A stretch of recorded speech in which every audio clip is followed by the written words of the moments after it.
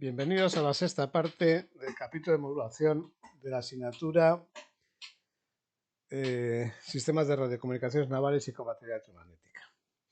Hemos visto la modulación en amplitud durante los mini vídeos anteriores y ahora vamos a ver la modulación angular. Ojo, esta es fundamental que la entendáis desde el punto de vista matemático. No hay forma de entenderlo desde el punto de vista intelectivo como pasa con la modulación amplitud. ¿Vale?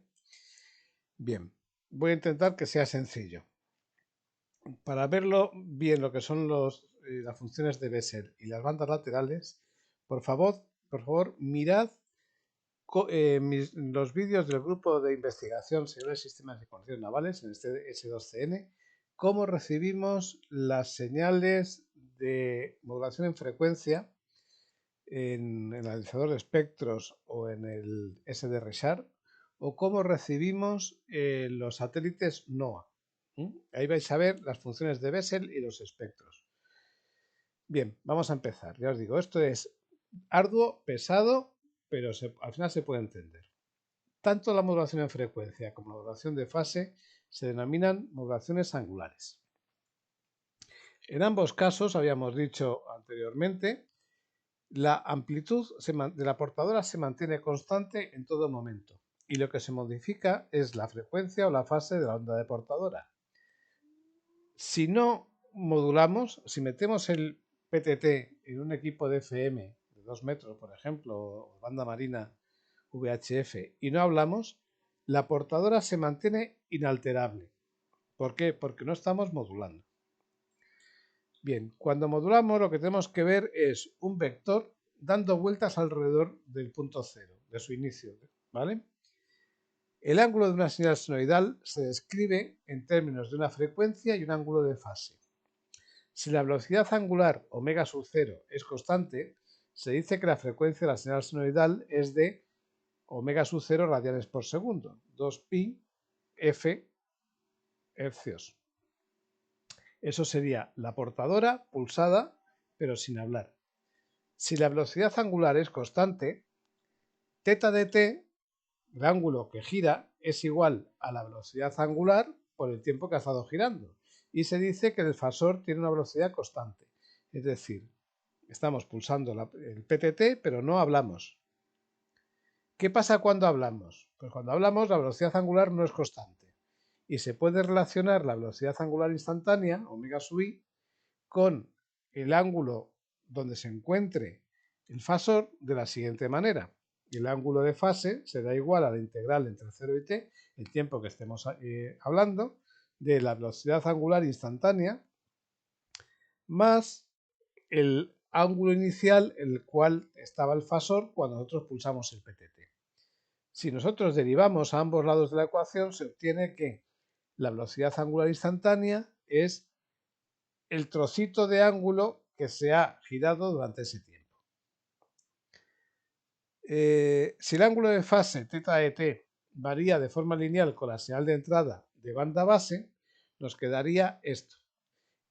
La posición del fasor sería igual a la velocidad angular de la portadora más el índice de modulación de fase multiplicado por la banda base que estamos metiendo más la posición en la que estaba el fasor cuando nos pusimos a hablar, cuando pulsamos el PTT y empezamos a meter banda base. Bien, en este caso, este valor es constante. Omega P de t también es constante y K sub P, índice de modulación de fase, también es constante. Con lo cual se ve que aquí lo único que varía es la banda base. ¿Dónde se encontrará el fasor? Pues dependerá de la frecuencia de la banda base. Entonces, como la posición del fasor, la fase, está relacionada con la banda base, se dice que estamos hablando de modulación de fase. ¿Cuál será su frecuencia instantánea? Pues lo que hay que hacer es derivar. Derivamos en el tiempo la posición del fasor, nos sale una velocidad instantánea, ¿vale? Y aquí algo multiplicado por t, si derivamos en el tiempo, queda en ese algo. K sub p fm K sub P es una constante, se puede sacar, nos queda la derivada de la banda base con respecto al tiempo y la derivada de algo constante es 0. Entonces tenemos ya posición del fasor y velocidad de giro instantánea. Ahora, ¿qué pasa cuando esa velocidad de giro instantánea depende de la banda base? Vamos a ver, aquí la frecuencia de portadora, frecuencia angular, es constante y el índice de modulación en frecuencia es constante.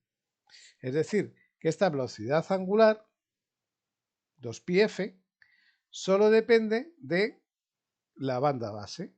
Entonces decimos que estamos en modulación en frecuencia. ¿Por qué? Porque la frecuencia a la que estamos emitiendo está linealmente relacionada con la señal de entrada. La frecuencia de emisión depende de la banda base.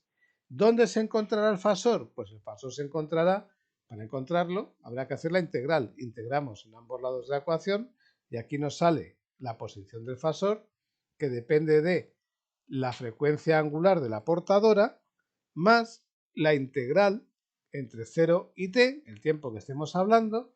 Esta K sub f se puede sacar, pero de la frecuencia de la banda base y con una constante que no sabemos cuál es. ¿Vale? Pues ya tenemos la modulación en frecuencia. En modulación en frecuencia, el índice de modulación M sub f es variable y depende de la frecuencia de la banda base. ¿Cuál es la amplitud instantánea? Si lo miramos en un osciloscopio, la amplitud instantánea sería igual a la amplitud de la portadora que multiplica al coseno de 2pi frecuencia de la portadora por el tiempo más d sub f, que es la desviación sobre la frecuencia de portadora, partido por d, desviación máxima permitida por el reglamento de radiocomunicaciones sobre la frecuencia portadora, que multiplica al seno de la desviación máxima por el tiempo más un phi, que es donde se encontraba la banda base en el momento en que empezamos a medir. ¿Cuál es el grado de modulación de una señal? Pues el grado de modulación de una señal se denomina R sub D y es la excursión en frecuencia o desplazamiento de la frecuencia que experimenta la onda modulada con respecto a aquella que debería tener en ausencia de modulación. Es decir, el grado de modulación es 100 por qué frecuencia estoy metiendo y, o sea, cuánto se ha desplazado la frecuencia en radio a ambos lados, esa banda lateral, esa frecuencia lateral, cuánto se ha desplazado sobre el máximo que se permite. Si yo no hablo, no debe haber desviación y esto debe ser 0, y esto, aunque me deje en 100 o 1 kilohercio, pues 0 partido por 1 sigue siendo 0 y multiplicado por 0 es 0. Si ahora esta d sub f es máxima y o sea, antes lo que nos salía era 0% porque no hablaba, nada más que pulsaba el PTT, pero ahora si meto la máxima desviación, meto una frecuencia que consiga que este 100, aquí tenga otro 100, 100 partido por 100 es 1 y por 1, o sea, repito, 100 partido por 100 es 1 y por 100 lo que tengo es un grado de modulación del 100%, ¿vale? Es decir, yo tengo la portadora, me puedo desplazar hasta un máximo, que es D mayúscula, y el grado de modulación es, ¿por dónde ando? ¿Por aquí o estoy en la portadora? Pues si estoy en la portadora, tengo un 0%. Si yo me pongo a hablar y mis bandas laterales se me van hasta el máximo D, pues tengo un 100%. Sigo diciendo, por favor, mirad los vídeos de la recepción de satélites NOAA y de la modulación en frecuencia. Son muy aclarativos. Ahí tenéis los ejemplos vistos en tiempo real, aunque lleven varios años ya en YouTube. El índice de modulación o relación de desviación M sub f se calcula en valores relativos de la siguiente manera. ¿Cuánto se desplaza de la portadora la señal en radiofrecuencia? Dependiendo de lo que yo he metido en banda base, ¿vale? D sub f la desviación en frecuencia sobre la portadora y f sub m la frecuencia de la banda base. Se dice que estamos en banda estrecha si M sub f es menor que 1 y se dice que estamos en banda ancha si M sub f es mayor que 3.